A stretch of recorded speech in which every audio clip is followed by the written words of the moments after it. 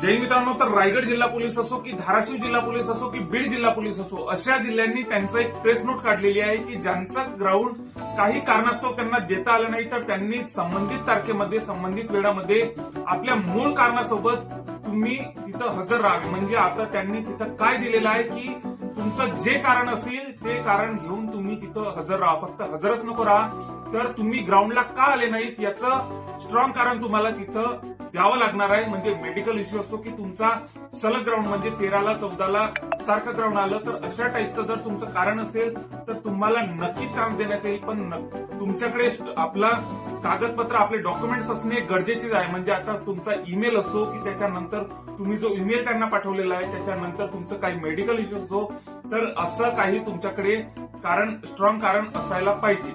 तर आणखी ज्या काही अपडेट याबाबतच्या येत राहतील तर ते आपण आपल्या चॅनलवर टाकणार आहे. त्यामुळे ज्यांनी आतापर्यंत आपले